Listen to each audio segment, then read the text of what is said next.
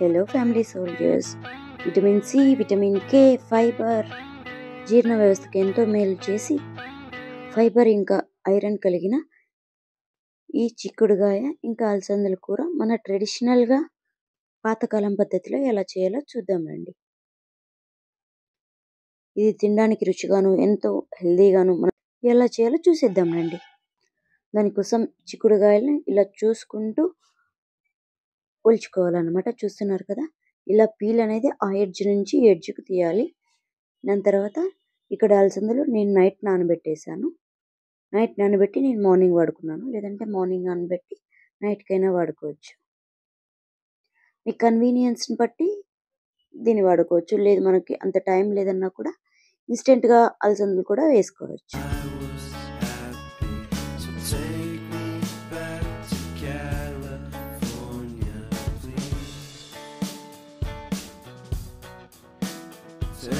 ఇందులోకి మనం కావాల్సినన్ని నీళ్ళు పోసుకోవాలి. ఈ వంచిన వాటర్ వేస్ట్ కాకుండా దాంతో ఒక కర్రీ చారు రసంలాగా కూడా పెట్టుకోవచ్చు అనమాట. వాటిని కుక్కర్లో పెట్టేసి ఒక 2 విజిల్స్ వచ్చే వరకు వెయిట్ చేయాలి. చూస్తున్నారు కదా, 2 విజిల్స్ అయిపోయాయి. దాని తర్వాత నేను మూత తీసి చూపిస్తాను మీకు ఎలా వచ్చింది అనేది.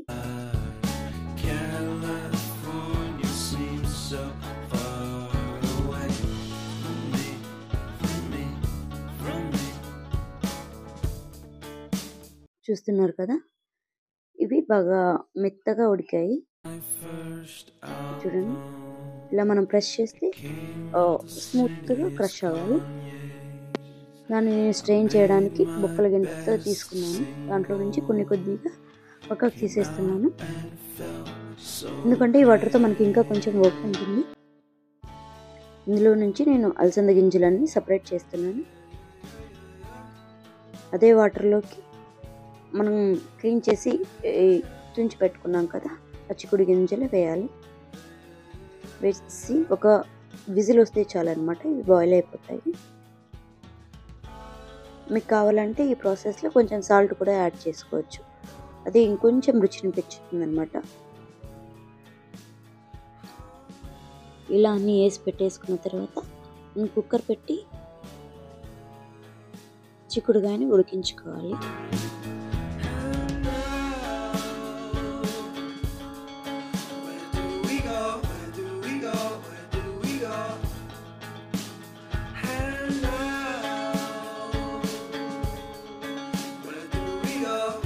అలా చేసిన తర్వాత మనకి తర్వాతకు కావాల్సిన ఆనియన్స్, పచ్చిమిరపకాయలు కట్ చేసుకోవాలన్నమాట. ఇలా చిన్న చిన్న ముక్కలుగా కట్ చేసుకుంటే మనకి పండు కింద పడినప్పుడు కొంచెం బాగుంటాయి అన్నమాట.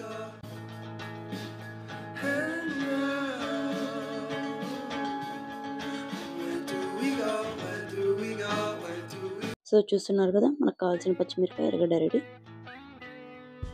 సో మనకు కావాల్సిన మిక్స్ అయితే రెడీ అయిపోయింది. ఇది ఉడికిన తర్వాత చిక్కుడు గింజలు నేను మళ్ళీ ఇంకోసారి స్ట్రెయిన్ చేసి వడగట్టి పక్కన పెట్టేసుకుంటున్నాను. ఈ వాటర్తో మనం రసం కూడా పెట్టుకోవచ్చు, అని మా సైడ్ అయితే ఉంచారంటారు. సో చూస్తున్నారు కదా, ఇలా పోపు వేసేసుకునేసి ఆ పోపు కొంచెం వేగిన తర్వాత మనం స్ట్రెయిన్ చేసి పెట్టుకున్నాం కదా అలసందలు, అలాగే చిక్కుడు గింజలు, అవన్నీ తీసి ఇందులోకి వేసేసుకోవాలి. చూస్తున్నారు కదా, ఇది లైట్ గోల్డెన్ కలర్కి టర్న్ అయిపోయింది. ఇది మనం ముందుగా స్ట్రెయిన్ చేసి పెట్టుకున్న చిక్కుడుగాయ అలసందలని ఇందులోకి వేసేసుకోవాలి.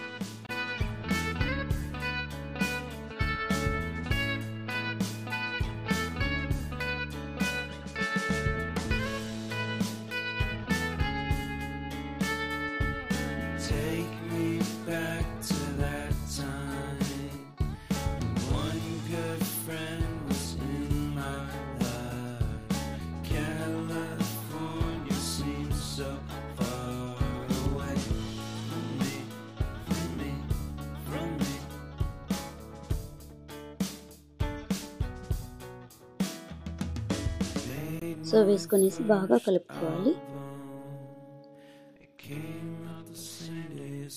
ఇక్కడ నేను కొంచెం ఉప్పు తక్కువ ఉంటే ఇంకొంచెం వేసాను.